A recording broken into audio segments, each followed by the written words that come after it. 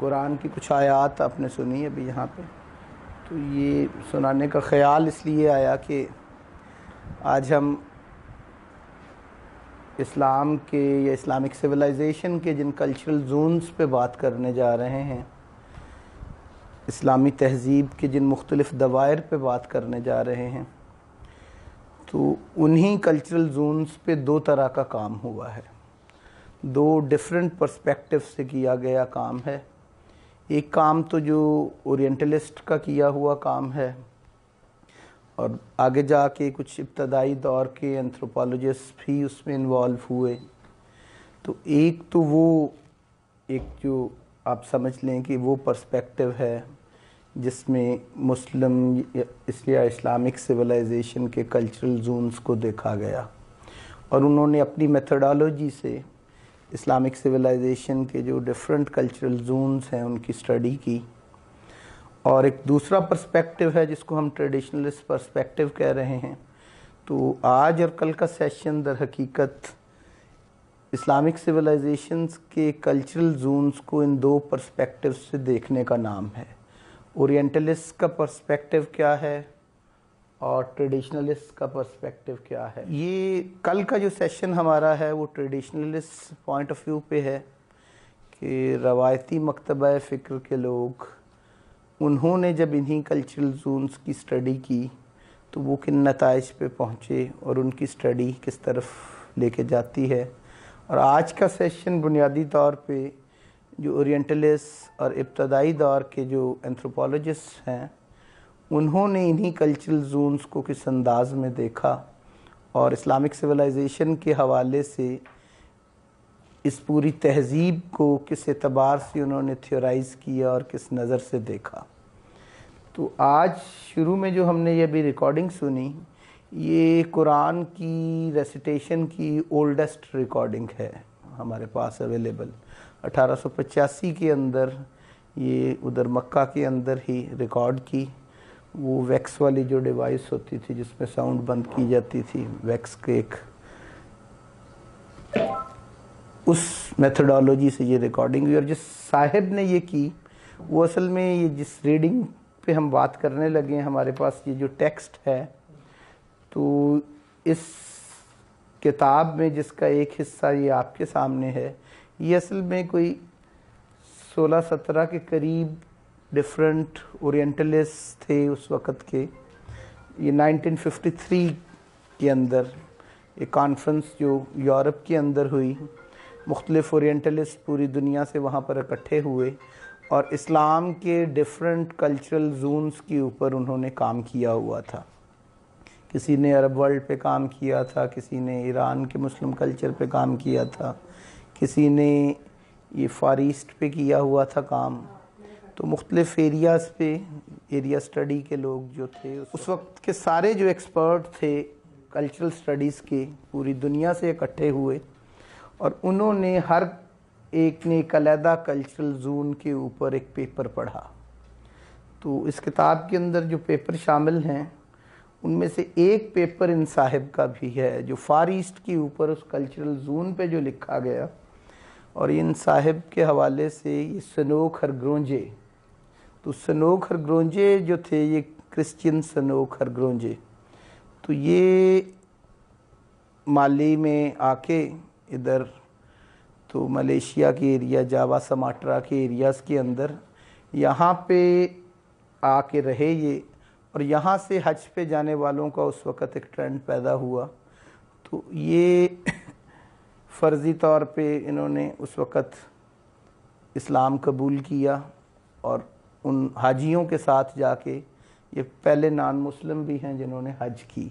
اور وہاں پہ جا کے مسلمز کی جو پریکٹسز ہیں ان کو بہت قریب سے دیکھنے کے لیے اور اس کو ڈاکیومنٹ کرنے کے لیے انہوں نے یہ کیا، اور وہاں جا کے پھر مکہ میں انہوں نے یہ ریکارڈنگ بھی کر لی، وہ پریزرو ہو گئی اس بہانے۔ تو بتانے کا یہ مقصد تھا کہ ان لوگوں نے بھی بڑی ڈیڈیکیشن کے ساتھ، بڑی ڈیووشن کے ساتھ، بڑی محنت کے ساتھ ریسرچ کی اور چیزوں کو سمجھنے کی کوشش کی، لیکن ان کی میتھڈالوجی میں کیا پرابلم رہ گئے، کیا مسائل آئے، کچھ چیزیں بھی ڈسکس ہوں گی. تو اس قسم کے لوگ تھے جنہوں نے اتنی محنت کی کہ وہ مذہب تبدیل کر کے حج بھی کرنے گئے 1885 میں, اور اس وقت وہ قرآن کی ریسیٹیشن کی ایک ریکارڈنگ بھی کر لائے وہاں سے, اور اس پہ اپنا وہ سفر مکہ انہوں نے یا حج کا پورا جو ہے رسومات کے حوالے سے, مناسک حج کے حوالے سے ایک کتاب بھی انہوں نے لکھی پوری اس پہ. تو اس قسم کے اورینٹلسٹ اور اینتھروپولوجسٹ کی ایک پوری کانفرنس تھی وہ, جس میں انہوں نے اپنے اپنے پیپرز, کسی نے عرب ورلڈ پہ پیپر پریزنٹ کیا,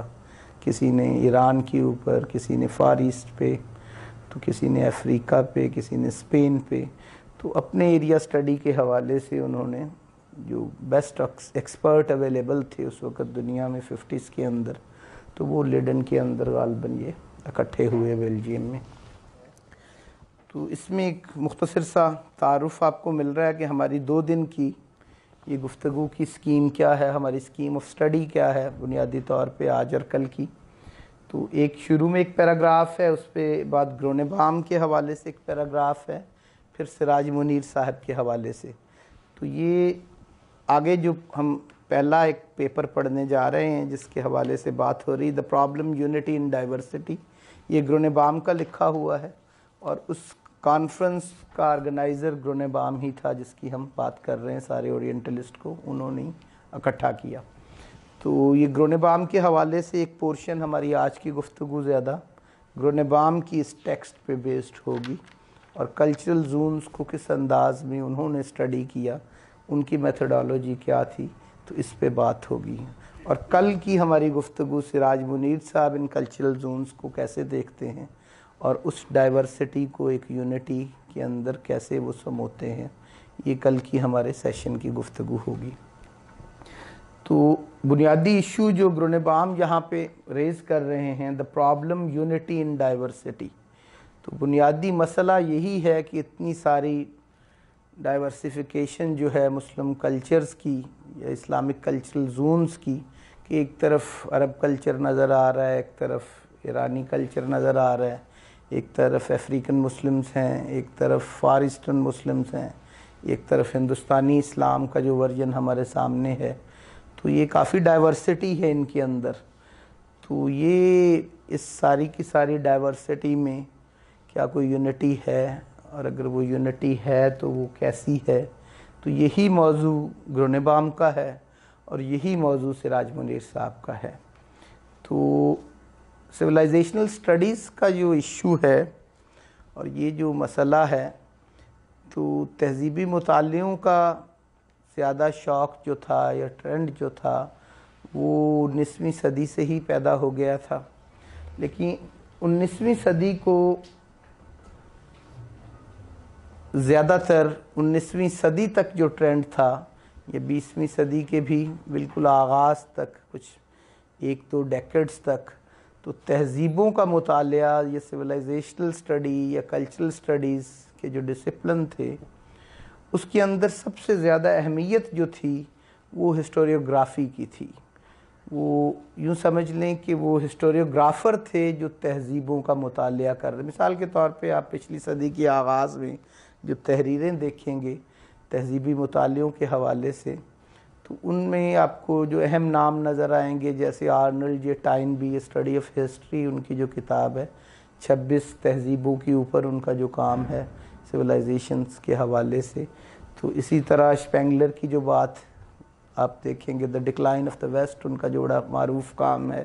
تو اس قسم کے جتنے بھی کام آپ کو نظر آئیں گے تو وہ بنیادی طور پر وہ ہسٹوریوگرافر ہیں, وہ فلسفہ تاریخ کے لوگ تھے. انہوں نے تہذیبوں کے اوپر جو اپنا کام کیا وہ نظر آ رہا ہے. لیکن پچھلی صدی اس اعتبار سے بڑی اہم ہے کہ اس ٹرینڈ کے اندر ایک تبدیلی پیدا ہوئی کہ سویلائزیشنل اسٹڈی اور تہذیبوں کا مطالعہ, تہذیبوں کی اسٹڈی جو تھی, اس میں کافی ساری کنٹریبیوشن پھر سماجیات تہذیب کے جو لوگ تھے, سوشیالوجی آف سویلائزیشن اور بشریات تہذیب کے جو لوگ تھے, اینتھروپولوجی آف سویلائزیشن, تو یہ سوشیالوجسٹ اور اینتھروپولوجسٹ, تو ان لوگوں نے کافی کام اس حوالے سے شروع کیا. تو اس کو سویلائزیشنل اسٹڈیز کی سینچری کہہ سکتے ہیں آپ پچھلی صدی کو. اور خصوصاً یہ بشریات تہذیب اور سماجیات تہذیب کی صدی تھی علمی طور پر. اب وہ فلسفہ تاریخ کی بجائے پچھلی صدی کے اندر سماجیات اور بشریات کا رول جو تھا تہذیبی مطالعوں میں بڑھ گیا. سوشیالوجی اور اینتھروپولوجی ان کی اہمیت ہسٹوریوگرافی سے زیادہ ہو گئی. یہ ایک صورت. اس سٹڈی کی وجہ سے کئی چیزیں سامنے آئیں. تو یہ جن لوگوں کی سٹڈی ہم دیکھنے جا رہے ہیں ان میں سے اکثر اورینٹلسٹ تھے، اور کچھ اورینٹلسٹ ایسے تھے کہ جو اینتھروپولوجی کی میتھڈالوجی کو یوز کر رہے تھے. بشریات کے جو میتھڈز ہیں تو ان کو بھی استعمال کر رہے تھے. خود وہ اگر اینتھروپولوجسٹ نہیں بھی تھے تو وہ کسی نہ کسی اینتھروپولوجسٹ کی کسی نہ کسی تھیری سے وہ متاثر ہوئے اور اس کی بنیاد پہ انہوں نے کچھ سٹڈیز کی. تو اس اعتبار سے یہ بڑی اہم سٹڈیز ہیں کہ یہ باقاعدہ کسی اینتھروپولوجیکل تھیری کے سائے میں کی گئی تحقیق ہے اور اسی کی روشنی میں کیا گیا کام ہے. تو لیٹسٹ جو ٹولز تھے سویلائزیشنل سٹڈیز کے وہ ان لوگوں نے بھی استعمال کیے. تو یہ الگ بات ہے کہ انہوں نے جو نتائج اخذ کیے اور ٹریڈیشنلسٹ نے اپنی میتھڈالوجی سے جو نتائج اخذ کیے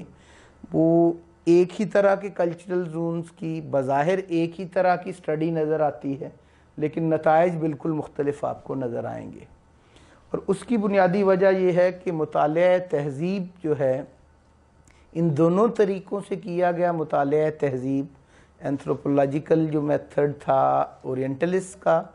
اور اینتھروپولوجیکل ڈیولپمنٹس کو سمجھتے ہوئے ٹریڈیشنلسٹ کا جو میتھڈ تھا، ان دونوں طرح کی سٹڈیز کے اندر جو چیزیں ہمیں دیکھنے میں آ رہی ہیں اس کے پیچھے اصل میں بنیادی طور پر ایک مخصوص تصور انسان موجود تھا. تو تہذیب کے مطالعے یا مسلم کلچرل زونز کے اسلامک سویلائزیشن کے ڈفرنٹ کلچرل زونز کی جو سٹڈی ہے ان کی سمجھ تبھی آ سکتی ہے کہ جب ان دونوں میتھڈ سے سٹڈی کرنے والوں کا تصور انسان کلیئر ہوگا، وہ واضح ہوگا. تو کانسیپٹ آف مین پہ شاید کوئی پیچھے آپ لوگوں کے سیشنز ہو چکے ہیں، اس کی ڈیٹیل میں ہم نہیں جائیں گے، ہلکا سا اشارہ میں بس کر جاؤں گا کیونکہ اس پہ کافی پیچھے شروع میں سیشن دیکھنے میں آ رہے تھے کہ تہذیبی مطالعے کے حوالے سے تہذیب کی جو ڈیولپمنٹ ہوتی ہے اس میں ورلڈ ویو کا ایک اہم رول ہے. تو ورلڈ ویو ہی ایک تہذیب کو بنانے میں ایک اہم کردار ادا کرتی ہے.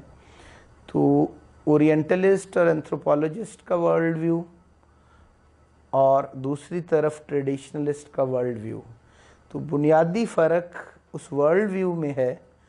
اسی وجہ سے ان کے نتائج مختلف آ رہے ہیں. تو دونوں نے ہی لیٹسٹ ٹیکنیکس یوز کی ہیں سویلائزیشنل سٹڈیز کی، لیکن ورلڈ ویو کا ایک جو ایشو تھا اس سے کافی فرق پیدا ہوتا ہے. ان دو ورلڈ ویوز میں اگر دیکھا جائے تو ایک ورلڈ ویو سویلائزیشن کی سٹڈی کے حوالے سے اس کو ہم اگر ایک دو فکروں میں سمجھنا چاہیں تو اس کے لیے دو ٹرمز استعمال ہوتی رہیں جو گریک ٹائم سے ہی دو طرح کے تصورات انسان کا اس دور سے بعد میں بھی چلتی رہی. ایک پونٹف اور ایک پرومیتھین. تو پونٹیفیکل اینڈ پرومیتھین مین، دو طرح کے انسانوں کا تذکرہ. تو پونٹیفکس یا پونٹف اصل میں کہتے ہیں برج کو. تو وہ پونٹف والا جو مین پونٹف مین ہے، تو پونٹیفیکس جو تھا جو پونٹیفیکل مین ہے وہ در حقیقت جس کو ہم آج کی زبان میں یا سادہ لفظوں میں سمجھیں یا آپ نے جن ٹرمز میں اس کو پڑھا تو ایک روایتی انسان. وہ انسان در حقیقت ہیون اور ارتھ کے درمیان ایک برج کا کام کرتا ہے.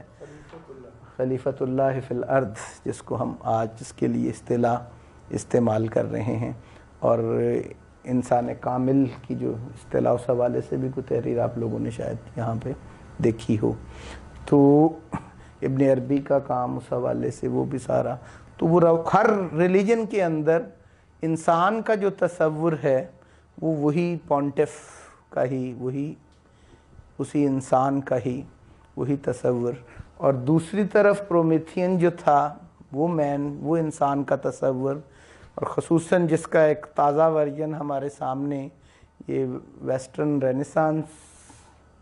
के दौरान पैदा होने वाला एक इंसान और एक तसव्वुर इंसान,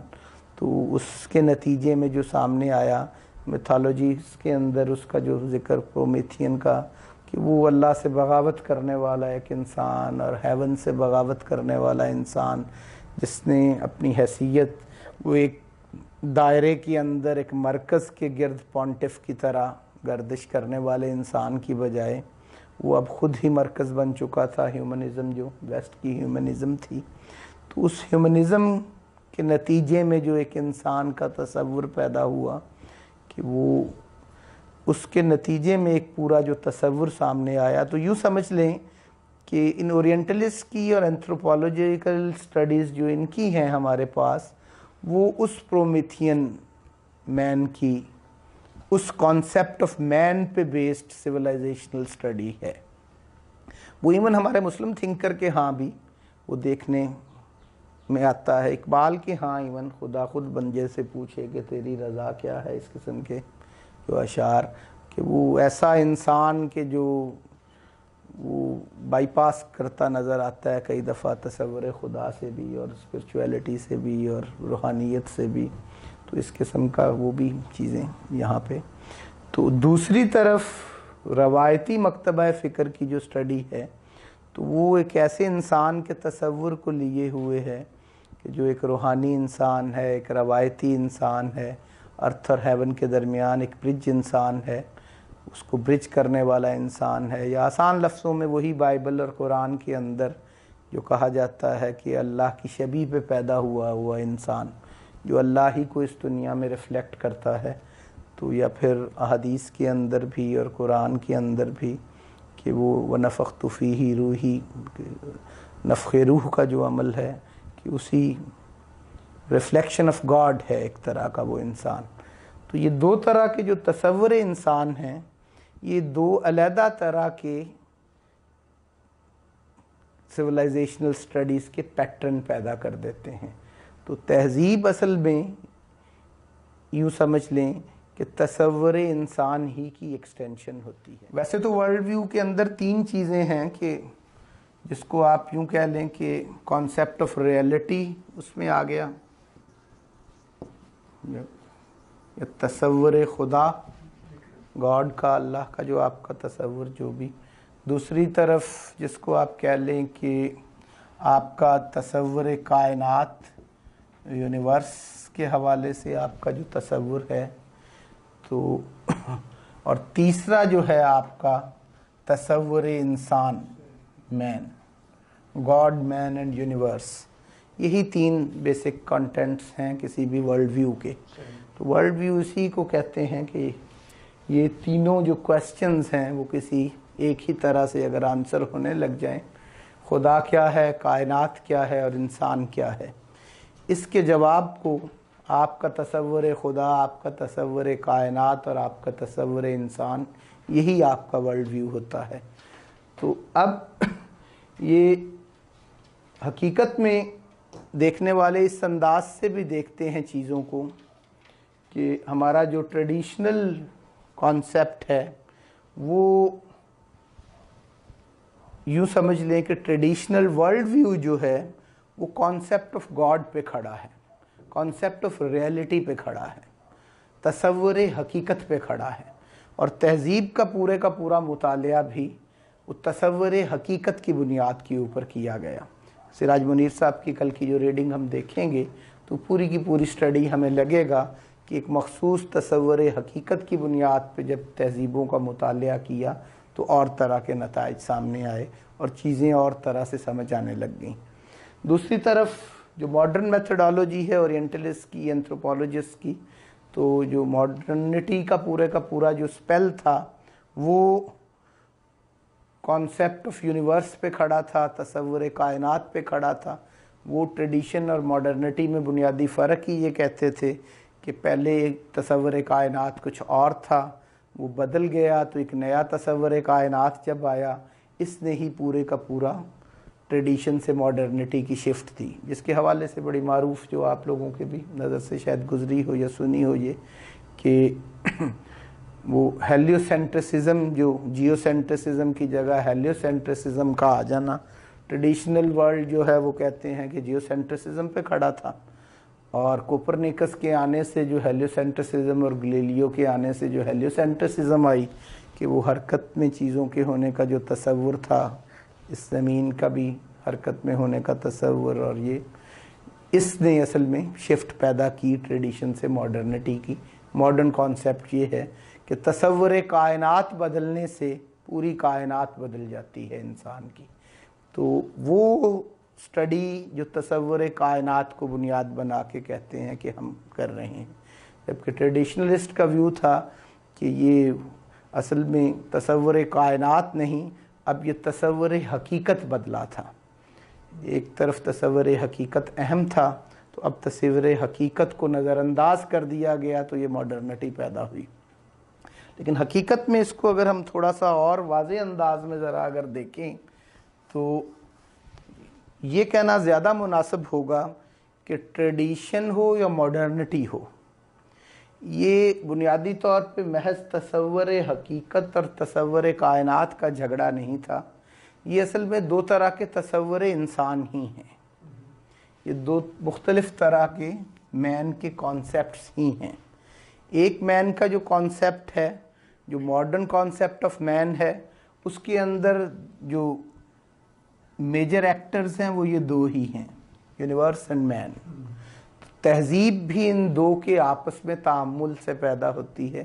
انہی کے انٹریکشن سے پیدا ہوتی ہے۔ انسان اور کائنات کا جو عمل دخل ہے، اس سے جو پیدا ہوتا ہے وہی تہذیب ہے۔ ماڈرن جو ساری میتھڈالوجی ہے وہ تہذیب کو انسان اور یونیورس، انسان اور دنیا اس حوالے سے دیکھ رہی ہے، اس سے آگے جا کے وہ نہیں دیکھنا چاہ رہے، جبکہ روایتی جو تہذیب کے مطالعے ہیں اس کے اندر انسان کیونکہ ہر وقت، جیسے ہم نے کہا، وہ تو اصل میں برج ہے یونیورس اینڈ گاڈ، اور یہ دنیا اور ارتھ اینڈ ہیون کے درمیان ایک برج ہے، تو اس کا کینوس وسیع ہے ذرا، وہاں پر گاڈ کو یا ریئلٹی کو مائنس نہیں کیا گیا۔ وہ انسان بذات خود کیونکہ ریفلیکشن آف گاڈ ہے، اللہ کی شبیہ پہ پیدا ہوا انسان ہے، اس کے اندر اللہ ہی کی روح پھونکی ہوئی ہے،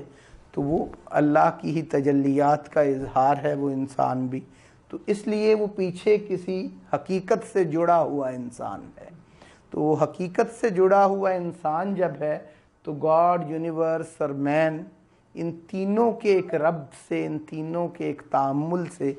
ایک تہذیب پیدا ہوتی ہے۔ تو جب اس انداز میں انہوں نے دیکھا، اس تصور حقیقت کو بھی اس انسان کے ساتھ جوڑ کر دیکھا، تو وہ تہذیب کا مطالعہ اور طرح کا سامنے آیا۔ تو بنیادی طور پر یہ دو طرح کے تصور انسان ہی ہیں، ایک ماڈرن کانسیپٹ آف مین اور ایک traditional concept of man. Modern concept of man کی بیس پر جو تہذیبی مطالعہ اسلامی تہذیب کا ہوا وہ ہم آج دیکھنے جا رہے ہیں، اور ٹریڈیشنل کانسیپٹ آف مین کی بیس کے اوپر جو اسلامی تہذیب کے دوائر کا مطالعہ ہوا وہ ہم کل کی نشست میں دیکھیں گے۔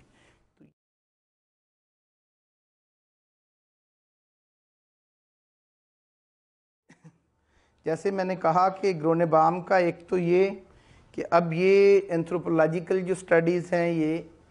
ایک مخصوص ہیومنزم پہ بیسڈ ہیں، رینیسانس ہیومنزم کے اوپر یہ بیسڈ میتھڈالوجی تھی پوری کی پوری، اور اس کے حوالے سے یہ پہلے پیراگراف کے اندر جو چیزیں ہم نے لکھی، تو یہ revival of earthly being of Renaissance humanism, یہ اس ارتھلی بینگ کی جو ہیومنزم کا جو تصور انسان تھا اسی کو ہی مطالعات تہذیب کے اندر جب استعمال کیا، تو یہ سٹڈی اس کا نتیجہ ہے، یہ پورا ریسرچ پیپر جو آپ کے ہاتھ میں the problem unity in diversity موجود ہے۔ تو ایک تو اس میں یہ اہم چیز ہے کہ رینیسانس ہیومنزم کے اوپر بیسڈ ایک سٹڈی ہے، اس تصور انسان پر مبنی ایک تہذیبی مطالعہ ہے، اور دوسری طرف جیسے میں نے کہا کہ انتھروپولوجی کے بغیر اب ممکن نہیں تھا تہذیبی مطالعہ کوئی اچھا کرنا، تو گرونیبام جو ہیں یہ خود بھی ایک اورینٹلسٹ تھے اور ان کا اسلامی تہذیب کے اوپر کافی کام ہے، اسلامی تہذیب کے تمام ادوار کے اوپر انہوں نے کافی ریسرچ کی ہوئی ہے۔ آسٹرین تھے اوریجن کے اعتبار سے، امریکہ کے اندر، یونائٹڈ اسٹیٹس کے اندر، ادھر یونیورسٹیز کے اندر رہے اور کافی ریسرچ اسلام پہ ان کی ہے۔ تو انہوں نے جس اینتھروپولوجیکل ٹریڈیشن کو فالو کیا وہ رابرٹ ریڈ فیلڈ کی ہے، اور وہ اینتھروپولوجیکل ٹریڈیشن تھی great tradition and little tradition کا جو آئیڈیا۔ رابرٹ ریڈ فیلڈ کا ایک گریٹ ٹریڈیشن اور ایک لٹل ٹریڈیشن کا جو میتھڈ تھا اس کو انہوں نے امپلائی کیا ہے اپنی اسلامی تہذیب کے مطالعے کے اندر۔ اسلامک سویلائزیشن کی اسٹڈی کرنے کے لیے رابرٹ ریڈ فیلڈ کے میتھڈ کو انہوں نے یوز کیا، اور رابرٹ ریڈ فیلڈ کی یہ great tradition little tradition theory یہ تھی کہ جو بھی تہذیب یا جو بھی کلچر کہیں پیدا ہو رہا ہے وہ اصل میں ایک بڑی تہذیب اور ایک چھوٹی ثقافت ان کے ملاپ سے پیدا ہونے والی کچھ صورتیں ہیں۔ تو یہ اصل میں جس طرح ہندوستان کے اندر اگر اسلامی تہذیب کی ایک صورت پیدا ہوئی یا ہندوستانی اسلام جس کو ہم کہہ رہے ہیں، یہ کہتے ہیں کہ یہ اصل میں وہ اسلام کی جو ایک گریٹ ٹریڈیشن تھی، جو ایک عظیم روایت تھی اسلام کی، اس کا ایک رابطہ جب یہاں کی لوکل ہندوستانی روایات سے بنا تو وہ لوکیلٹی اور اسلامک ٹیکسٹ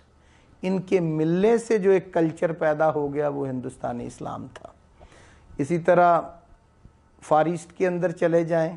تو وہ اسلام ایک گریٹ ٹریڈیشن کے طور پہ کام کر رہا ہے، تو وہاں کی مقامی ثقافتیں جو موجود تھیں، لوکل کلچرز جو موجود تھے، اس کا اور اسلام کا آپس میں جب تعلق پیدا ہوتا ہے تو جو ایک کلچر اس سے پیدا ہو گیا وہ فار ایسٹرن اسلام ہے۔ اسی طرح عرب کے اندر بھی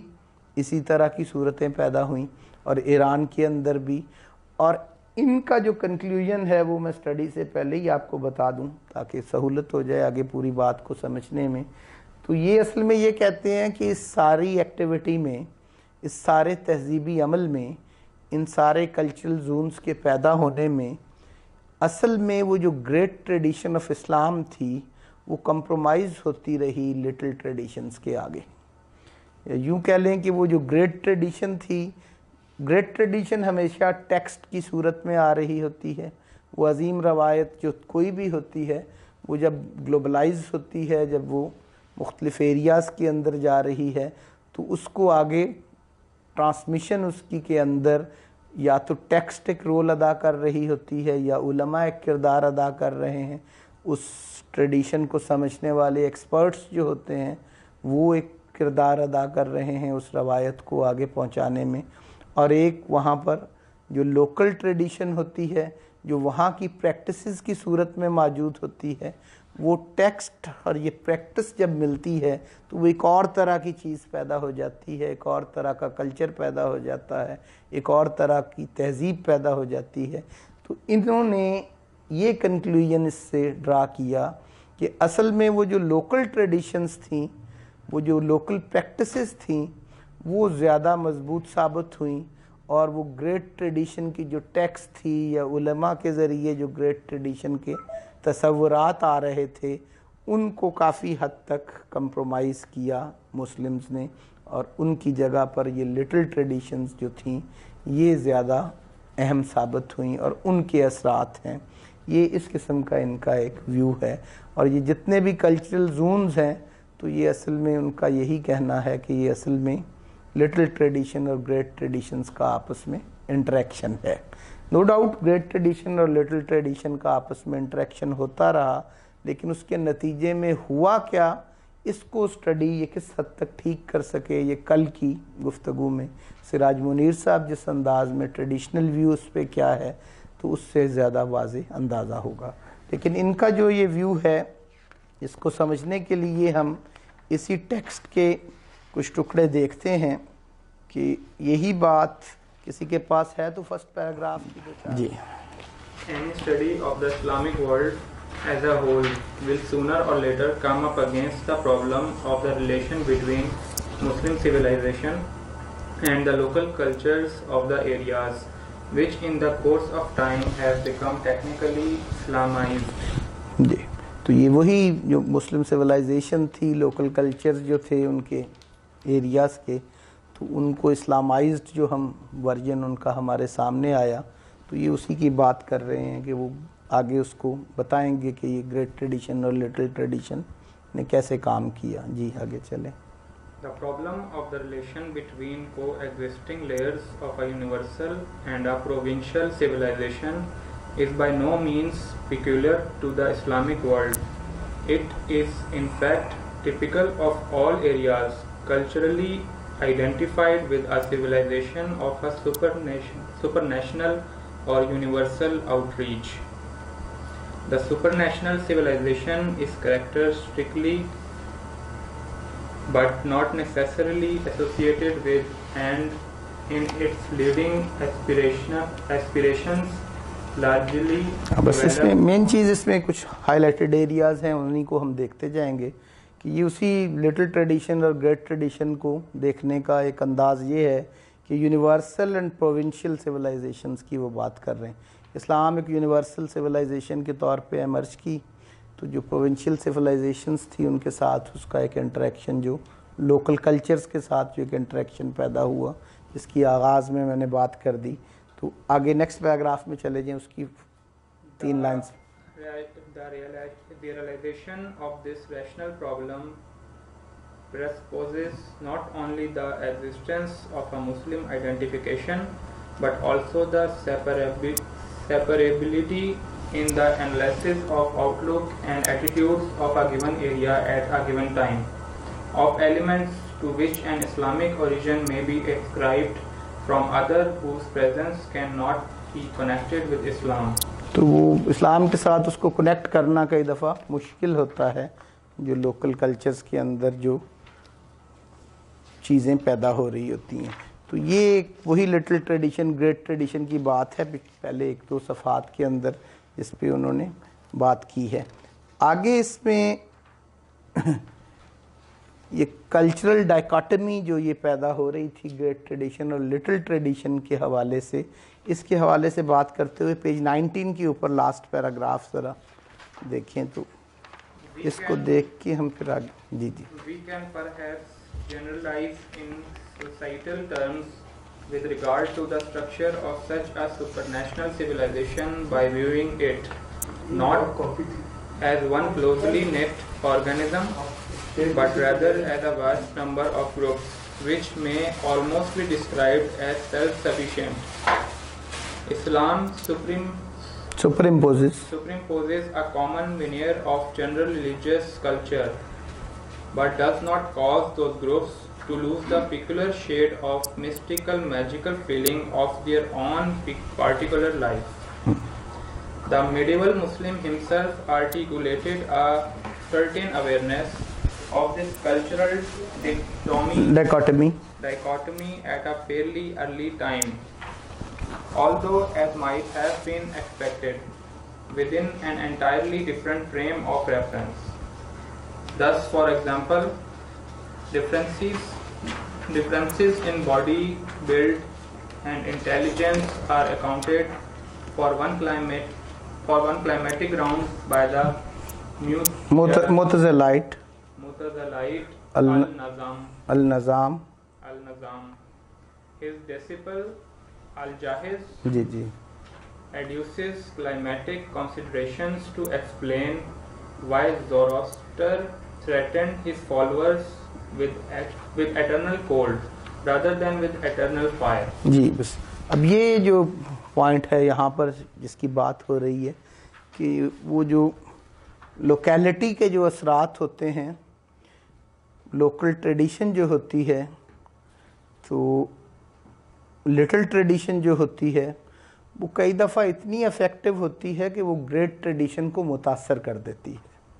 اور اس کی ایک مثال وہ کہتے ہیں کہ ہم تو کہہ ہی رہے ہیں اور ہماری اسٹڈیز تو کہہ ہی رہی ہے،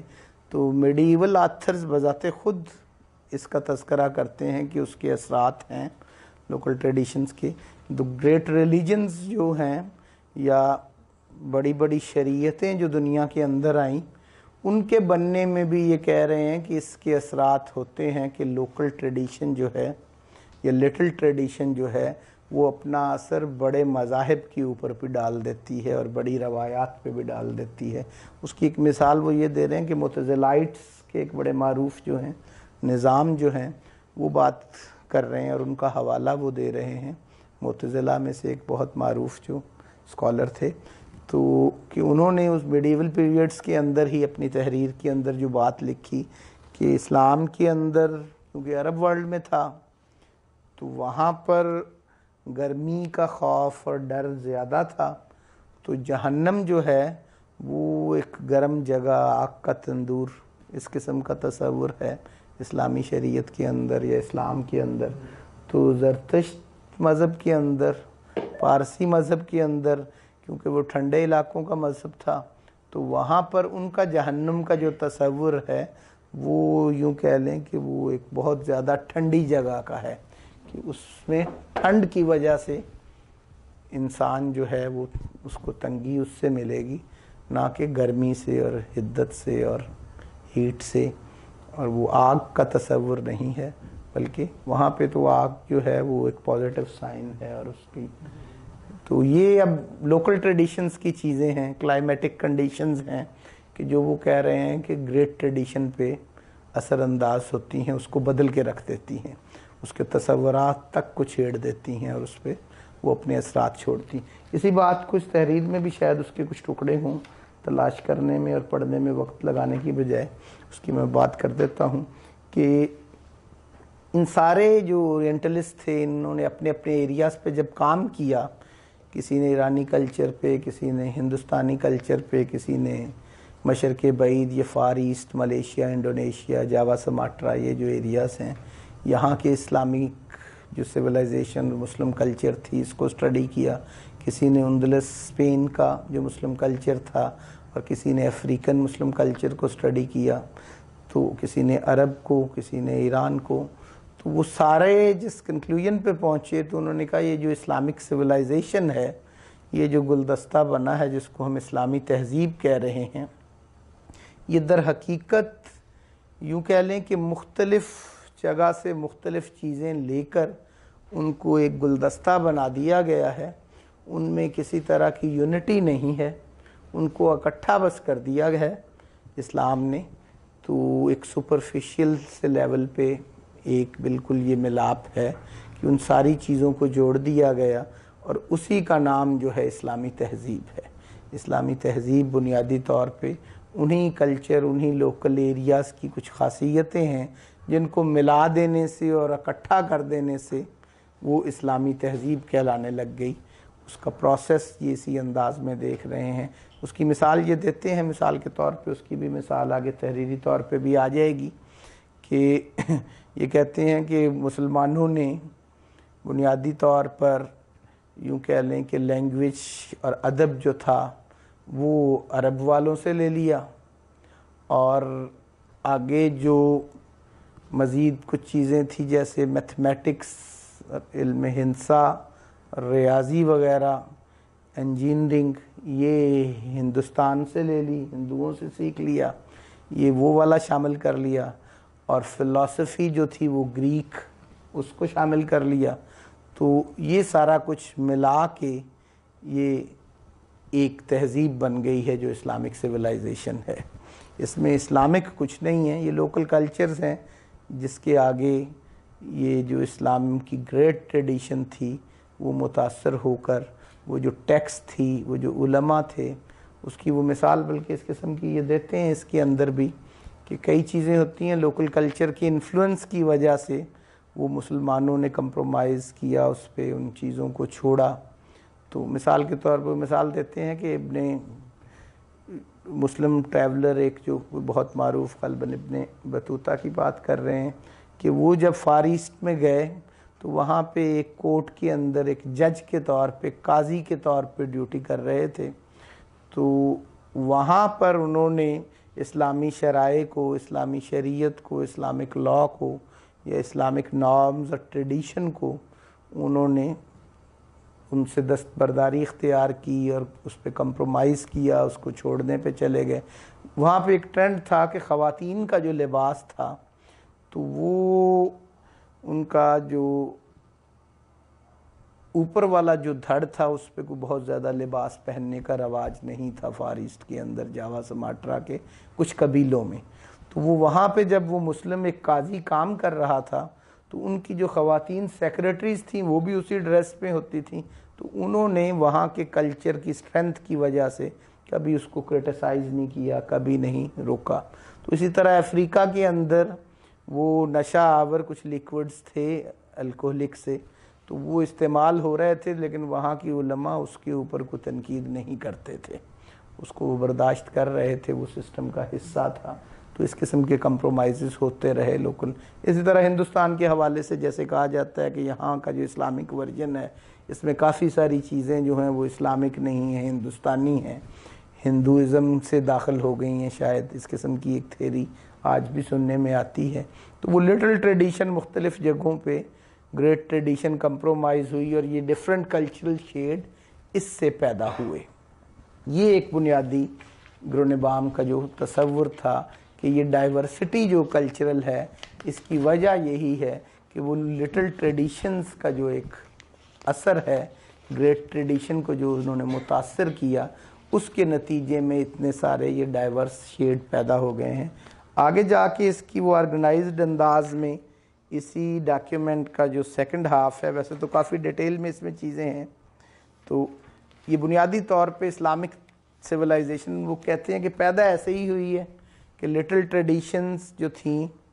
ان کے اثرات گریٹ ٹریڈیشن پہ آتے چلے گئے، پریکٹسز جو تھیں وہ اسٹرانگ تھیں، ٹیکسٹ جو تھی اس کو کمپرومائز کیا جاتا رہا اور یہ لوکل کلچرز پیدا ہوتے رہے، جس کو ہم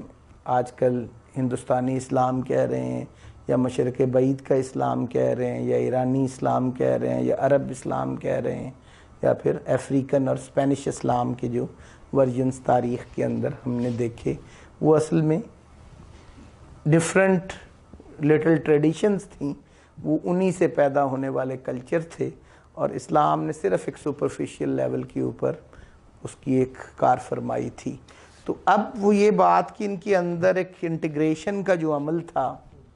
ان کے اندر ان کو یونیفائی کرنے کی جو ایشو تھی، یہ پیج 23 آپ کے پاس یہی جو ڈاکیومنٹ ہے، یہی جو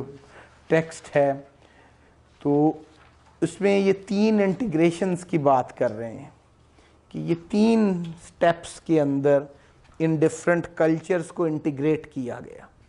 تو یہ حقیقت میں یہی ان کی تھیری ہے کہ ایسا نہیں ہے کہ اسلام کی کوئی بنیادی تعلیمات یا اسلام کی کوئی بنیادی تصورات یا اسلام کی کوئی بنیادی ٹیچنگ، بیسک ٹیچنگز، اس کے نتیجے میں کوئی مختلف کلچرز پیدا نہیں ہوئے، بلکہ یہ ڈیفرنٹ قسم کے کلچرز تھے، لٹل ٹریڈیشنز تھیں، اور وہ کلچرز جو تھے ان کو بعد میں انٹیگریٹ کیا جاتا رہا مختلف سپیلز کے اندر. اس میں جو فرسٹ انٹیگریشن کی یہ بات کرتے ہیں کہ سب سے پہلے اس کو انٹیگریٹ کرنے کی جو کوشش کی گئی، ان ڈیفرنٹ کلچرز کو ایک ہی گلدستہ بنانے کی جو کوشش کی گئی، اس کی بات یہ پیج 23 پہ آپ دیکھیں گے. The first Islamic integration imposed itself on a sizable proportion of the subject population while it was undergoing a keen struggle with the autochthonous cultures. As a result of this, the philosophical and scientific potential of Islam was actualized and restated in terms acceptable to the representatives of the older traditions with which the new religious civilization had to deal. Persian administrative and political thinking, Hellenistic techniques of philosophizing and of secular science, Indian mathematics and medicine were mastered effortlessly. اب یہ پہلی integration جس کی وہ بات کر رہا ہے، جس کے بارے میں وہ یہاں پر کہہ رہے ہیں، تو اس کے اندر وہ کیا کہتے ہیں کہ یہ مختلف جگہوں پہ جب گئے یہ لوگ، تو انہوں نے وہاں کی جو اہم علوم تھے مسلمانوں نے ان کے اوپر ایک مہارت حاصل کی اور جس جس جگہ پہ بھی یہ گئے کہ Hellenistic techniques of philosophizing and secular science اور فلسفی وہ گریکس سے سیکھی، جو بات ابھی ہم نے کہی کہ اس کو انہوں نے لرن کیا اور اس کو ماسٹر کیا، کہ آج اس کا حال یہ ہے کہ وہ گریک لٹریچر جو تھا وہ ویسٹ کے اندر بھی عربک ٹرانسلیشنز کے ذریعے پہنچتا رہا، اور یونانیوں کو جو مسلم فلاسفرز نے پڑھا اور انہوں نے اس پہ جو کمنٹریز لکھی، تو گریکس کا کافی سارا لٹریچر جو تھا، یہ کافی ساری فلسفی وہ ویسٹ تک، مغرب تک وہ مسلمانوں کی اس ماسٹری کی وجہ سے ہی پہنچی۔ تو اسی طرح وہ میتھمیٹکس کی، انڈیا سے میتھمیٹکس اور میڈیسن جو تھی اس کو بہت زیادہ اس کے اوپر ماسٹری حاصل کی، اس کو بہت زیادہ عبور حاصل کیا، مہارت حاصل کی۔ تو مختلف تہذیبی جو ایریاز تھے، تو پرشینز کا جو ایڈمنسٹریٹو اور پولیٹیکل جو ایک پیٹرن تھا اس کو انہوں نے بہت زیادہ اپنایا اور اس کو فالو کیا اور اس کو سیکھا، اور ان چیزوں کو اتنا زیادہ انہوں نے اسیمیلیٹ کیا کہ ان ساری چیزوں کو جب شروع میں ہم نے ان کی بات کی کہ یہی کہتے ہیں کہ فرسٹ انٹیگریشن بنیادی طور پر یہی ہے کہ اصل میں ان ڈیفرنٹ چیزوں کو انہوں نے ماسٹری کی، ان کے اوپر مہارت حاصل کی اور ان کو اکٹھا کیا، یکجا کیا، اور اس کو یکجا کرنے کے لیے ایک بہت اہم رول جس کی بات وہ کر رہے ہیں اگلے سینٹنس کے اندر، the linguistic Arabization of the borrowings contributed to their assimilation. تو لنگوسٹک عربائزیشن جو تھی اس نے اس کو انٹیگریٹ کیا۔ اب یہ لنگوسٹک عربائزیشن کیا تھی؟ The foreign viewpoint when expounded in an Islamized setting and in an Islamized terminology would be experienced as genuinely Islamic۔ کہ اب وہ لنگوسٹک عربائزیشن کیا تھی کہ سیکھا تو سارا کچھ وہاں سے، تہذیب کا پورا جو عمل تھا کہ ایڈمنسٹریشن اور پولیٹیکل سٹرکچر ایرانیوں سے سیکھ لی ہے، تو سائنس اور فلسفی یونانیوں سے سیکھ لی ہے، اور ہندوستانیوں سے میتھمیٹکس اور میڈیسن لے لی ہے، طب لے لی ہے۔ اب کیا کیا ہے صرف مسلمانوں نے خود اس کو انٹیگریٹ کرنے کے لیے کہ اس کو عربنائز کر دیا، لینگویج کے اعتبار سے لنگوسٹک عربنائزیشن کر دی، کہ اب وہی چیزیں جب عربی میں یہ کہنے لگ گئے تو وہ اسلامک لگنے لگ گئی۔ اس کی میں آپ کو مثال دیتا ہوں تو آپ کو سمجھ آئے گی۔ میرے والد صاحب 78 میں سعودیہ میں جب حج کرنے کے لیے گئے تو جس گاڑی میں وہ ٹریول کر رہے تھے، ساتھ کچھ اور ساتھی بھی تھے، تو وہ ام کلثوم کا عربی میں گانا چل رہا تھا، اس دور کی بڑی معروف مغنیاں تھیں ایجپشین، وہ تو عربی میں تھا کیونکہ سانگ، تو وہ پاکستانی بیچارے جو ان پڑھ گئے ہوئے تھے وہ سمجھ رہے تھے کہ قرآن کی تلاوت ہی شاید چل رہی ہے، وہ عربک سانگ تھا، حالانکہ کیونکہ عربک میں تھا وہ۔ تو یہ بھی یہی کہہ رہے ہیں کہ وہ لنگوسٹک عربنائزیشن کی ہے انہوں نے، مسلمانوں نے، کہ علوم ان کے تھے، تہذیب لوکل ہی تھی، اس کو جب عربی میں بول دیا ان چیزوں کو تو وہ اسلامی لگنے لگ گیا۔ تو یہ ایک فرسٹ انٹیگریشن کا جو کانسیپٹ ہے بالکل ایسا ہی ہے کہ ام کلثوم کے سانگز کو کوئی بندہ قرآن حدیث سمجھ رہا ہو عربی میں ہونے کی وجہ سے، تو ان چیزوں کی کیونکہ عربی میں لے آئے یہ ٹرانسلیشنز کی، ہارون رشید، مامون رشید کے دور میں جو تراجم ہوئے ان کی بات جو ہوتی ہے ساری، تو مختلف لٹریچر کو جب عربی میں لے گئے، ان کے لیے عربی کے اندر اصطلاحات پیدا ہو گئیں، ٹرمینالوجیز عربک کے اندر آ گئیں، تو وہ اس وجہ سے وہ ایک انٹیگریٹ ہوتا سسٹم، وہ سارا اسلامک ہی لگنے لگ گیا، اصل میں وہ اسلامک نہیں تھا، اس کو انٹیگریٹ انہوں نے یوں کیا عربنائزیشن سے، لنگوسٹک عربنائزیشن سے۔ تو یہ اس کی انٹیگریشن کے حوالے سے کہ اصل میں وہ ڈائیورسٹی جو تھی، اصل میں وہ ہر پھول جو ہے مختلف جگہ سے چنا گیا اور اس کے اوپر اسلام کا ایک رنگ چڑھا دیا گیا عربی زبان کے ذریعے، وہ اسلامک سا فیل ہونے لگ گیا، اور اسلامک سویلائزیشن کی، یہ اسلامی تہذیب کی یہ حیثیت یہی سمجھ رہے ہیں، اس انداز سے اسے دیکھ رہے ہیں۔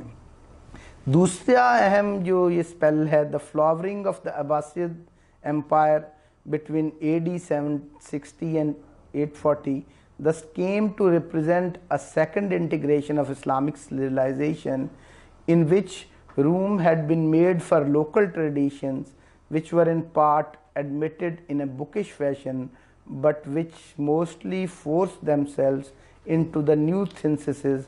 through the realities of an actual symbiosis. This second integration was that classical Islamic civilization which competed with Byzantine civilization, which had to withstand the rise of Iranian nationalism in the 19th and 10th century, and which, most important of all, found itself exposed to the criticism of a competing attempt at integrating Islamic and local elements undertaken by the radical Shia and at times propagated by the political power of the Fatimids with the help of the Seljuk Turks and the unwitting assistance of the Christian Crusaders. The threat of the Batinite integration was eliminated, and the emergent Sunnite orthodoxy consolidated Islam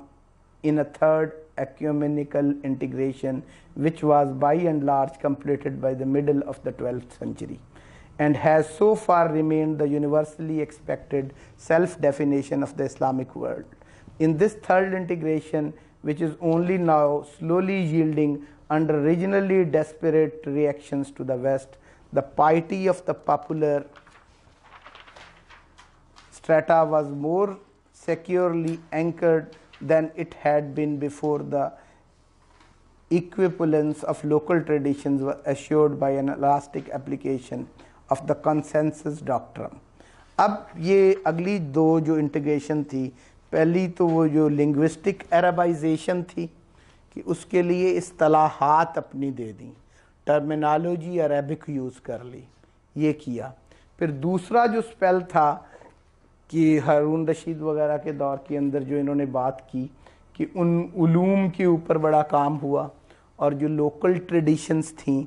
उनके तरफ एक जो रवैया अपनाया गया, उनको assimilate किया गया, एक इल्मी रवैया जो एक इल्मी माहौल था, उसकी वजह से एक दूसरी इंटीग्रेशन का मौका मिला, उन सारी चीज़ों का, उन सारे ट्रेडिशंस के एक इंटरेक्शन का। और तीसरी जो सबसे इम्पॉर्टेंट इंटीग्रेशन थी, ये जिसकी बात ये कर रहे हैं और सबसे ज़्यादा आज तक उस इंटीग्रेशन के असरात ज़्यादा चल रहे हैं, और आज जो इस्लामिक सिविलाइजेशन दुनिया में मौजूद है, ये इनके ख़्याल में 1953 में बैठ के जब ये बात कर रहे हैं तो इनके ख़्याल में ये इस थर्ड इंटीग्रेशन का नतीजा है जिसको आज हम इस्लामिक सिविलाइजेशन कह रहे हैं, और मुख्तलिफ़ कल्चर्स को इंटीग्रेट जिस बात ने किया हुआ है वो बुनियादी तौर पर ये कह रहे हैं कि जो अब्बासियत और उमैयद पीरियड्स के बाद एक पीरियड ऑफ एनार्की आया और एक जो कन्फ्लिक्ट मौजूद था फातमिद्स के दरमियान और इनके दरमियान, और उस वक़्त एक किस्म की जो टसल पैदा हुई थी मुस्लिम वर्ल्ड के अंदर, तो उन हालात के अंदर फिर सुन्नी आर्थोडॉक्सी की जो मेथोडोलॉजी थी उसने एक नई इंटीग्रेशन पैदा की। और वो सुन्नी आर्थोडॉक्सी की मेथोडोलॉजी क्या थी, और इसकी बुनियाद ज़्यादातर सल्जूक पीरियड के अंदर बताई जाती है, जो पहला बुनियादी एक तालीमी इदारा मुस्लिम वर्ल्ड का जिसको मदरसा निज़ामिया कहा जाता है, तो ये सल्जूक हुक्मरानों के जो वज़ीर थे उन्हीं के नाम पे ही, निज़ामुद्दीन जो थे उनके नाम के ऊपर ही पहली जो मुस्लिम यूनिवर्सिटी दुनिया के अंदर, तो उसके बाद मदारिस का एक पूरा निज़ाम पैदा हो गया और उन्होंने उसको आगे, तो इस सुन्नी ट्रेडिशन की जो एक डेवलपमेंट हुई वहाँ पे, इस सुन्नी ट्रेडिशन के अंदर एक बहुत अहम जो एक थीम है या एक बहुत अहम इंस्ट्रूमेंट जो था वो है कॉन्सेंसस का, इजमा का, कि जैसे रिलीजन के सोर्सेज की जब बात की जाती है या इस्लामी शरीयत के माखज़ की जब बात की जाती है या रिलीजन के ओरिजिन्स की जब बात की जाती है, तो अहले सुन्नत के यहाँ जो एक बहुत अहम माखज़ है वो कॉन्सेंसस या इजमा भी है। मुख्तलिफ़ माखज़ है ना, जैसे कुरान एक सोर्स ऑफ रिलीजन है, दीन का एक माखज़ है, इसी तरह हदीस को एक माखज़ या सोर्स माना जाता है रिलीजन का और शरीयत का। इसी तरह एक जो सोर्स है वो कयास अहले सुन्नत के यहाँ जिसको कहा जाता है कि वो रीज़निंग के ज़रिए, बड़ी मारूफ जो रवायात मौजूद हैं कि किसी बात का कुरान में से अगर حل نہیں ملتا، حدیث میں سے نہیں ملتا، تو وہ جو مجتہد ہے اپنی ایفرٹ سے، اپنی رائے سے، اپنی کوشش سے قرآن و حدیث کی روشنی میں ایک قیاس کر کے ریزننگ کی بنیاد کے اوپر وہ، اس کی بھی ڈیٹیل ہے، کسی وقت اس ڈیٹیل میں بھی جائیں گے۔ اور ایک چوتھا جو اہم سورس ہے وہ ہے کنسنسس، اجماع، اتفاق رائے، جس پہ سب متفق ہو جائیں۔ لا تجتمع امتی علی الخطا، نبی اکرم صلی اللہ علیہ وسلم کا قول ہے۔ لا تجتمع امتی علی الضلالہ، ایک اور جگہ یہ روایت ہے کہ میری امت کبھی کسی گمراہی پہ متفق نہیں ہوگی، میری امت کبھی کسی غلط بات کے اوپر اتفاق نہیں کرے گی۔ تو کسی بات پہ امت کا اتفاق رائے ہو جائے، کنسنسس ہو جائے، اجماع ہو جائے، تو وہ بھی دین ہی ہوتا ہے، اور اس کو بھی سورس آف اسلامک لا سمجھا جاتا ہے، اور دین کے ماخذوں میں سے ایک سمجھا جاتا ہے۔ آواز خلق جو ہے جس پہ سب متفق ہو گئے ہیں، آواز خلق کو نکارہ خدا سمجھو، تو یہ ہم کہتے ہیں نا۔ تو یہ سنی ٹریڈیشن کے اندر اجماع کی بڑی اہمیت ہے، اور دین کا ایک اہم ماخذ، ایک اہم سورس ہے، یہ ایک سیکنڈری سورس تو کہتے ہیں اسے، لیکن وہ ایک بنیادی ماخذ کے طور پہ احناف کے ہاں خصوصاً اجماع یا کنسنسس۔ تو یہ اجماع یا کنسنسس جو تھا، اس نے ایک بہت اہم رول ادا کیا کہ جو چیزیں قرآن کی بنیاد پر یا حدیث کی بنیاد پر یا قیاس کی بنیاد پر بھی دین نہیں بنی تھیں، وہ لٹل ٹریڈیشن کے اندر، لوکل کلچر کے اندر وہ اگر پریکٹس میں تھیں اور اس کے اوپر کسی طرح سے اجماع ہو گیا، تو اس اجماع کے ذریعے بھی اس کو دین کا حصہ بنایا جا سکتا تھا۔ تو لوکل ٹریڈیشنز کی کافی ساری پریکٹسز کو اجماع کے ذریعے اون کیا جاتا رہا، وہ دین کا حصہ بنتے رہے، اور اسلامی تہذیب کا ایک بڑا دائرہ پیدا ہوتا چلا گیا۔ وہ تھیں اصل میں لٹل ٹریڈیشن کی چیزیں، لیکن اجماع کے ذریعے ایک دروازہ کھل گیا کہ ان کو دین کا حصہ بنا لیا جائے، ان کو بھی دین کے اندر داخل کر لیا جائے، اس کو بھی ہم ریلیجن ہی کہیں، اسی کو ہی ہم شریعت کے اندر اس کا بھی ایک رول ہو، وہی اسلامی قانون کا ایک ماخذ جو تھا۔ ایک نیا دروازہ کھول دیا اہل سنت نے لٹل ٹریڈیشنز کے لیے گنجائش پیدا کرنے کے لیے،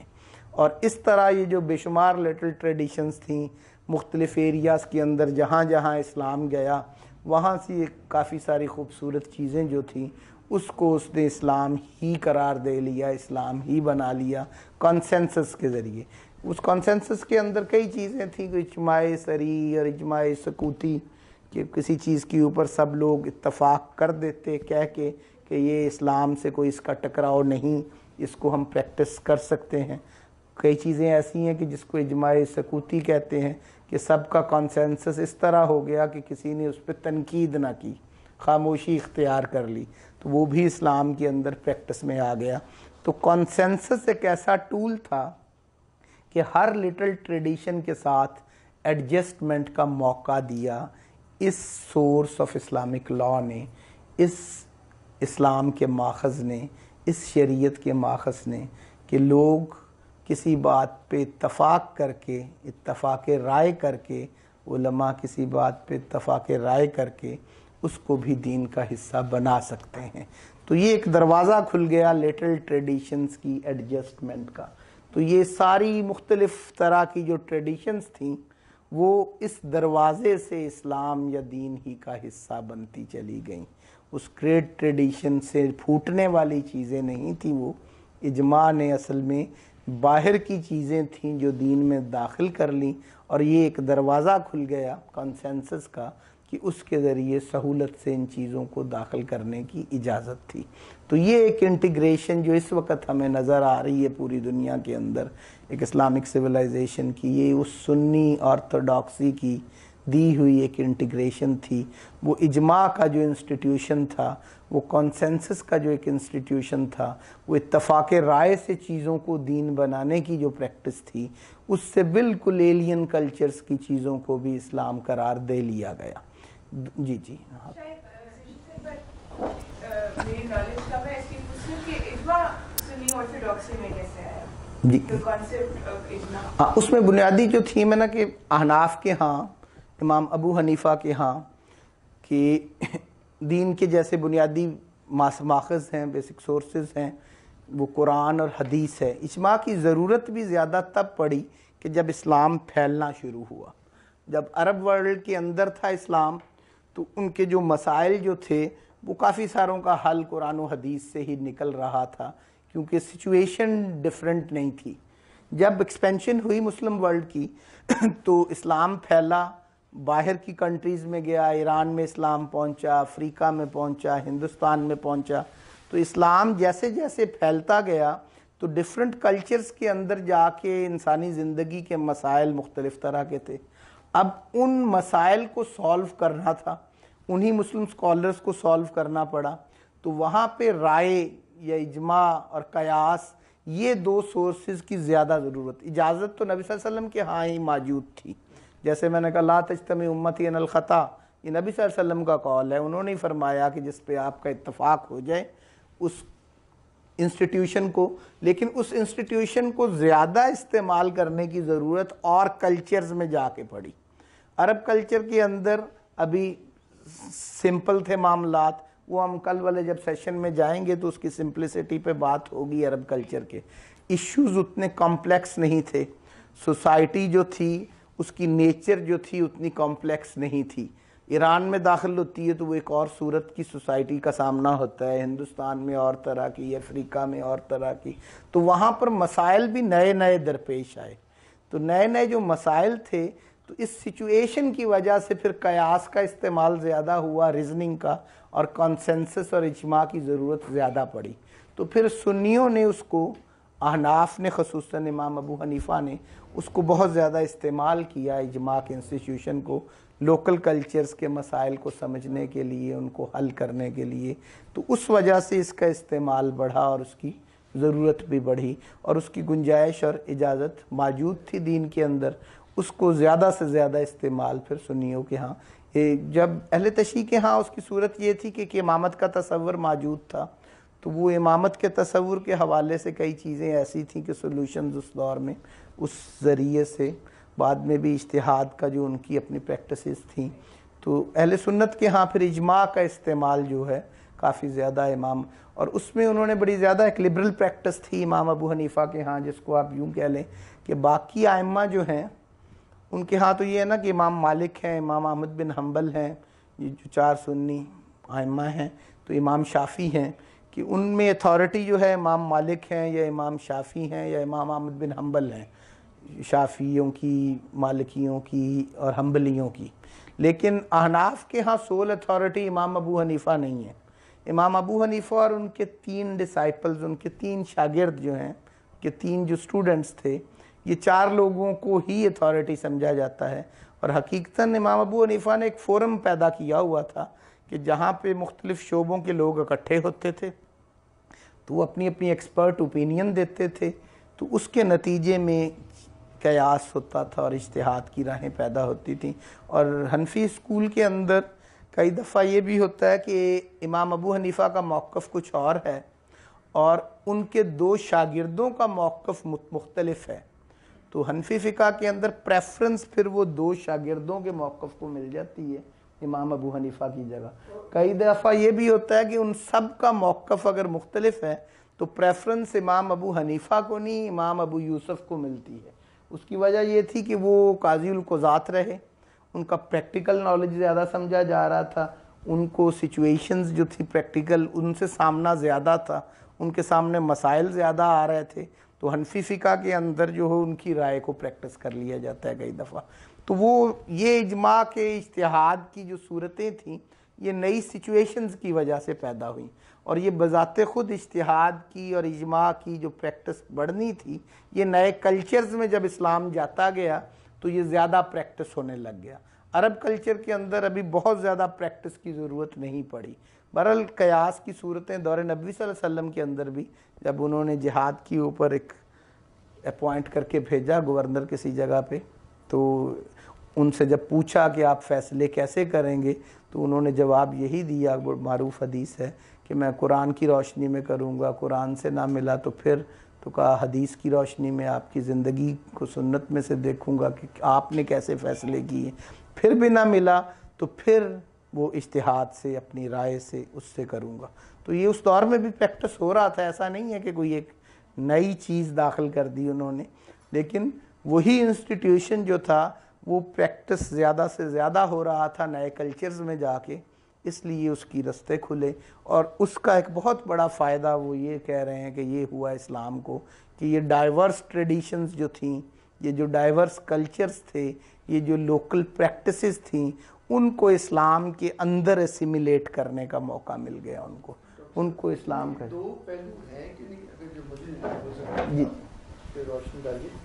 ایک تو ہے نا لا کے مسائل، جی جی اس میں تو اجماع کا شاید انسٹیٹیوٹ، مگر ایک ہے لوکل کسٹم، جی جی وہ تو حضور کے وقت سے تھا. یہ جی جی اس کے لیے اناف کے ایک اور ٹرم بھی ہے اجماع سے، اس کو عرف کی ٹرم ہم کہتے ہیں. اکثر کیونکہ وہ غلط فہمی ہو سکتی ہے، جی جی کیونکہ آج کل ان پہ زیادہ زور ہے، وہ کوئی ایشو تھے ہی نہیں. اس کے لیے عرف کی اصطلاح موجود ہے ان پریکٹسز کو. جو بھی کلچرل پریکٹس ہے وہ حضور کے وقت سے اجازت ہوتی انلیس کہ منع کیا جائے، اور اس کو عرف کہتا ہے کہ معروف جو پریکٹسز کسی بھی کلچر کی ہوتی ہیں، کسی بھی کلچر کی جو اچھائیاں ہیں ان کو اون کر لینا، دین کا حصہ بنا لینا، تو یہ بھی ایک سورس ہے عرف جس کو کہہ رہے ہیں. کسٹم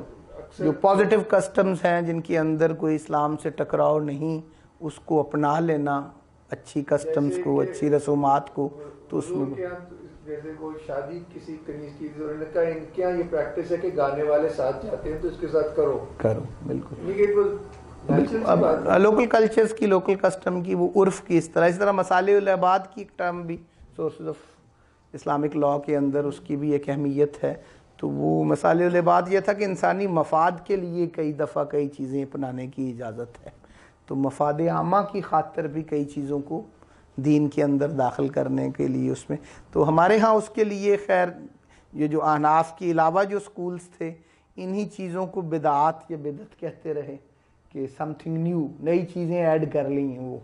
یہ ٹرمز یوز ہوتی رہیں. لیکن اہل سنت کے ہاں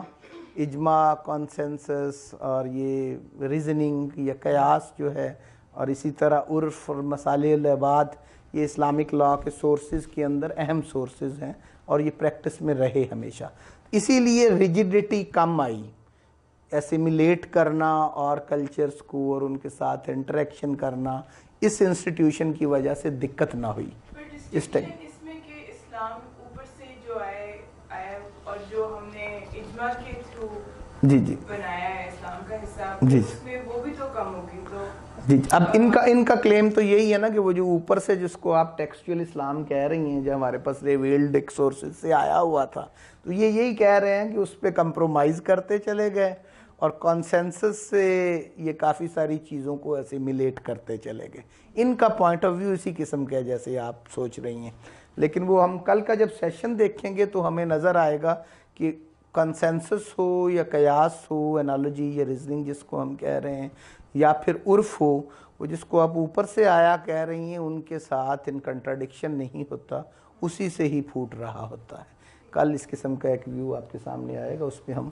بات کریں گے اور اس پہ بھی بات ہوگی. تو اس پہ آگے مزید اس ٹیکسٹ کو آپ ذرا پچھلی دفعہ تو ہمارے پاس ٹائم بہت تھا اس ٹیکسٹ کے لیے، جو ہم نے لاسٹ ایئر اپنے کورسز کیے تھے. اب وہ میرا خیال ہے 3 ڈے 9 گھنٹے تھے اس پہ. تو آج یہ 9 گھنٹوں والا ہم نے تقریباً 1.5 گھنٹے میں کرنا تھا. تو اب میں یہ ایک آدھ پیراگراف آپ کو بس پڑھ کے سناتا ہوں تاکہ تھوڑا سا یہ آئیڈیا ہی دینا تھا کیونکہ اصل ہمارا پرپس کل والی ڈاکیومنٹ کو پڑھنا ہے، کل والا سیشن. یہ اس سیشن کا ایک بیک گراؤنڈ ہم سمجھنا چاہ رہے تھے کہ لوگ اسلامک سویلائزیشن کو کیسے دیکھ رہے تھے، یا اورینٹلسٹ نے اپنی ریسرچ میں تحقیق کو اسلام کے ان ڈفرینٹ کلچرل زونز کو کیسے سمجھا، اور اسلام کو ایک جو یونیفائڈ سٹرکچر ہے اسلامک سویلائزیشن جس کو ہم اسلامی تہذیب پوری کی پوری کہہ رہے ہیں، اس کو وہ کیسے دیکھتے ہیں. تو یہی دیکھ رہے ہیں کہ وہ انٹیگریشن سے پیدا ہوئی ہے، کنسنسس سے پیدا ہوئی ہے، اور لنگوسٹک عربنائزیشن سے پیدا ہوئی ہے، ہارون الرشید کے دور میں جو علمی کاوشیں ہوئیں اس سے پیدا ہوئی ہے. ان 3 انٹیگریشنز نے اصل میں ایک طرح کی تہذیب پیدا کر دی ہے. اصل میں ایسا نہیں ہے کہ کسی ایک بیج سے پھوٹنے والا یہ درخت ہے، یہ بلکہ مختلف درختوں کے پھل ہیں، ان کو ایک ٹوکری میں ہم نے لنگوسٹک عربائزیشن سے اور اجماع کے ذریعے ڈال لیا ہے. باسکٹ ہماری ہے, پھل ڈفرینٹ سویلائزیشنز کے ہیں. یہ اس انداز میں. کل اس کے بالکل دوسری رخ میں ہم چیزوں کو دیکھیں گے کہ یہ ایک ہی بیج سے پھوٹنے والے درخت کے مختلف پھل ہیں. ماڈرن مسلم ویو تو یہ نہیں ہے, مسلمز کے بارے میں ویو تو یہ نہیں ہے ویسٹ کا. یہ کیا تو کہتے ہیں کہ مطلب اسپیشلی فار پروپیگینڈا ریزنز وہ تو کہتے ہیں کہ اسلام کے اندر انہیرنٹلی یہ چیزیں ہیں جو کہ مشکل پیش کر رہی ہیں. ہاں جی, وہ تو ایک ڈفرینٹ اس کا جرنلسٹک ویو ہے. اس پہ ہم پریزنٹ جو اسلامک کلچر کی ایک ڈیولپمنٹ ہے, جو پریزنٹ کلچرل زون ایک نیا پیدا ہو رہا ہے جس کو ویسٹ کے اندر اسلام ان دا ویسٹ, مغرب کے اندر جو ایک اسلام ایمرج کر رہا ہے, یہ ایک نیا کلچرل زون اسلام کا پیدا ہو رہا ہے. اور اس کا فینومینا کیا ہے, وہ کیسے پیدا ہو رہا ہے, کل والے سیشن کے آخر میں ہم اس پہ بات کریں گے. تو اس پہ یہ بڑا کلیئر ہوگا کہ وہ کیا سوچ رہے ہیں اور ان کے وہ سوچنے کی وجوہات کیا ہیں, اور حقیقت میں یہ کلچرل زونز کیسے بنتے رہے. کیونکہ ایک کلچرل زون اب ہمارے سامنے بن رہا ہے,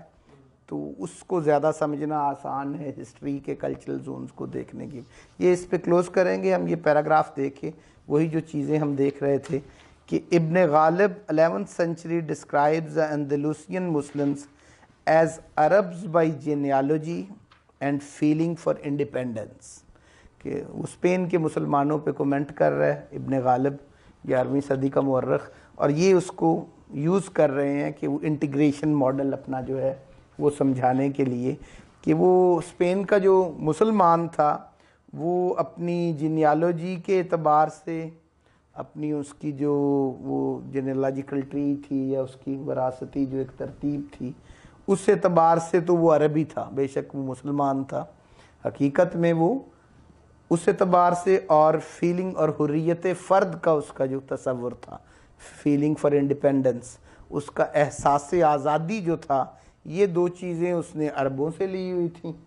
آگے چل کے وہ کہہ رہے ہیں کہ by loftiness of their thought, the eloquence of their language and their ability to suffer operation, یہ سارے جو اس کے اندر خوبیاں تھیں کہ جس کی ہم نے بات کی کہ جینیالوجی اور loftiness of their thought, the eloquence of their language, ان کی زبان کی جو بلاغت تھی وہ عربی سے ان کے اندر جو آئی, and their inability to suffer operation,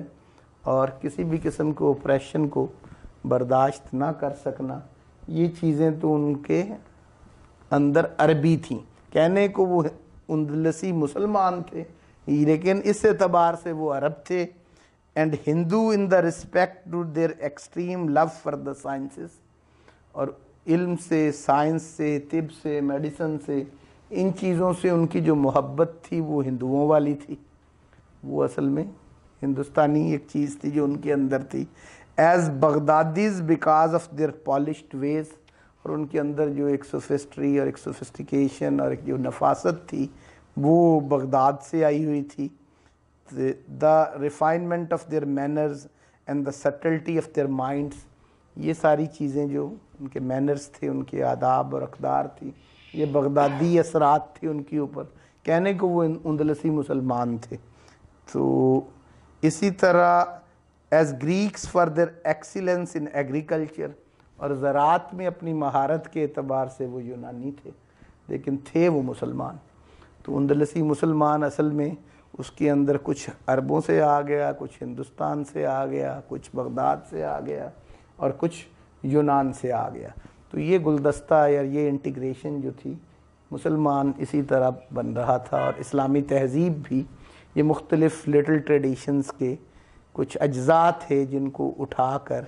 کچھ پھولوں کو چن کے ایک گلدستہ جو بنا دیا, تو اس گلدان کا نام اسلامی تہذیب ہے. ان کے وہ ویسل جو تھا اسی کو یہ اسلامی تہذیب سمجھ رہے ہیں. آگے اس انٹیگریشن کے بعد پھر وہ کیا چیزیں تھیں جنہوں نے, اس ڈیٹیل میں نہیں جا رہا, وہ خود آپ پڑھیں گے. یہ پیج 28 سے آنورڈ یہ پوائنٹ وائز لکھے ہوئے ہیں, پوائنٹ 1 2 3, کہ کن کن چیزوں نے اس کو انٹیگریٹ کیا اور وہی چیزیں کیسے اسلام بنتی چلی گئیں. اس میں کافی ساری مثالیں بھی آئیں گی. تو ایڈجسٹمنٹس کیسے ہوئیں لوکل کلچرز کے ساتھ, اس گریٹ ٹریڈیشن نے اپنے آپ کو کیسے ایڈجسٹ کیا. جیسے پیج 31 پہ دیکھیں, the universal culture of Islam disposes of several means to further the adjustment to the local culture. Of those the most characteristic Islamic is the اجماع. یہ وہ اجماع کی جو ڈیٹیل میں نے زبانی کہہ دی, یہ پیج 31 پہ یہ پوری ڈیٹیل اس کی آپ کے سامنے آ رہی ہے کہ وہ اجماع کے انسٹیٹیوشن نے کیسے کیا. تو یہ 7 فیکٹرز وہ بتا رہے ہیں جنہوں نے انٹیگریٹ کیا یہ پوائنٹ وائز. تو وہ کیسے کیسے انہوں نے کام کیا, اور یہ سمپل ہیں, یہ مشکل نہیں ہے. وہ مشکل تھیمز پہلے ہی تھے جس کو ہم نے کوشش کیا کہ آسانی سے سہولت سے پڑھ لیں. تو یہ لٹل ٹریڈیشن جو تھی اس نے کیسے گریٹ ٹریڈیشن پہ اثرات ڈالے, وہ 7 ڈفرنٹ جو وجوہات اس کی ہیں, تو وہ یہاں پہ آپ کو کہ کہاں کہاں کیسے کیسے گریٹ ٹریڈیشن جو تھی وہ لٹل ٹریڈیشن کے ساتھ ایڈجسٹمنٹ کرتی رہی. تو وہ بدعت جو تھی وہ کیسے سنت بنتی چلی گئی ان کے کہنے کے مطابق, کہ وہی چیزیں جنہیں بدعت کہہ رہا تھا دین یا ٹیکسٹ یا گریٹ ٹریڈیشن, تو اجماع کے ذریعے یا اور ذریعوں سے, لنگوسٹک عربائزیشن کے ذریعے یا اور طریقوں سے, وہ کیسے آہستہ آہستہ وہی سب کچھ سنت بن گیا. تو وہی سارے کا سارا اسلامک سویلائزیشن بنتا چلا گیا. تو یہ ایک طرح کا, اور ان کا یہ جو ویو تھا نا, پوائنٹ آف ویو, یہ ایسا بننے کی جو بنیادی وجہ تھی آخر میں بتاتا چلا جاؤں کہ اسلامی تہذیب کا ان کا جو مطالعہ تھا یہ ٹریڈیشنلسٹ کے مطالعے سے اس اعتبار سے بہت مختلف تھا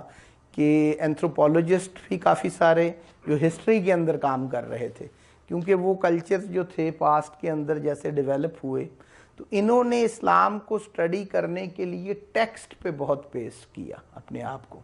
تو یہ ٹیکسچول سٹڈی کے پرابلمز ہیں جن کی وجہ سے یہ نتائج پیدا ہوئے, کیونکہ ٹیکسچول سٹڈی سے جو اسلام نکلتا ہے وہ ٹریڈیشنل اسلام سے مختلف ہوتا ہے. اسلام ان پریکٹس اور اسلام ان ٹیکسٹ. ایک بندہ آج جب بیٹھتا ہے نا تو وہ پچھلے 1400 سال کی روایت کو ٹیکسٹ کی بنیاد پہ محض سٹڈی کرنا جب شروع کرتا ہے تو اس کی بنیاد پر وہ اسلام کا جو اپنا ایک تصور پیدا کرتا ہے وہ بالکل اور طرح کا اسلام ہوتا ہے, حقیقی طور سے مختلف. تو جو اورینٹلسٹ تھے ان کے پورے اسلامک سٹڈیز جو تھی, اس کا بیسک پرابلم, اس کے اوپر بہت بڑی کریٹیک اورینٹلسٹ پہ, جتنی بھی اورینٹلزم کتاب جو ایڈورڈ سعید کی ہے وہ بھی, اس کے اندر بھی یہ کریٹیک موجود ہے. جن لوگوں نے, اور عبداللہ لاروئی کا ایک کام اس حوالے سے, ان کی بھی یہی تنقید ان پہ موجود ہے کہ یہ ٹیکسچول سٹڈی کے پرابلمز ہیں, مطالعہ متن سے پیدا ہونے والے مسائل ہیں, کہ ٹیکسٹ کی بنیاد پہ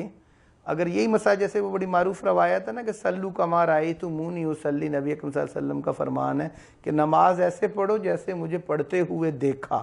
اور ایک دوسرے کو دیکھتے ہوئے ایک جو روایت اور ایک تسلسل پیدا ہو رہا ہے. اب کوئی بندہ صرف ٹیکسٹ کی بنیاد پہ نماز پڑھنے کا جب طریقہ نکالے گا تو اور طرح کی ہو سکتا ہے نماز بن جائے, صرف ٹیکسٹ بیس. تو اس ساری ٹیکسٹ کو جب جوڑ کے چیزیں بندہ بناتا ہے اور ایک نیا دین کھڑا جب کرتا ہے, یہ اورینٹلسٹ کا اسلام جو تھا یہ اصل میں ہمارے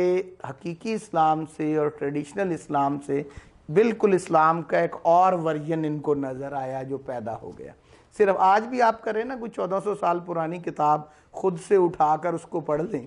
اور اس کی بنیاد کے اوپر, اس لٹرلزم کی بنیاد کے اوپر, اس ٹیکسچول سٹڈی کی بنیاد کے اوپر آپ ایک تصور پیدا کرنے کی کوشش کریں چیزوں کا, تو وہ بالکل اور طرح کے امیجز آپ کو نظر آئیں گے, حقیقت سے وہ بالکل مختلف امیجز ہیں. یہی وجہ ہوئی کہ ان کا بھی جو مطالعہ تھا اسلامی تہذیب کا اس میں ٹیکسٹ بیسڈ چیزیں بہت زیادہ تھیں. اورینٹلسٹ کی سٹڈی میں انہوں نے ٹیکسٹ کے اوپر تو بہت محنت کی, اتنی محنت کی کہ ہمارے ہاں کافی سارے مجم الحدیث جو ہے وہ ایک یہودی ہے اس کی بنائی ہوئی ہے, اس کی جو, اسی طرح ہمارے ہاں کافی ساری جو لغات ہیں وہ بھی نان مسلمز کے کیے ہوئے کام ہیں.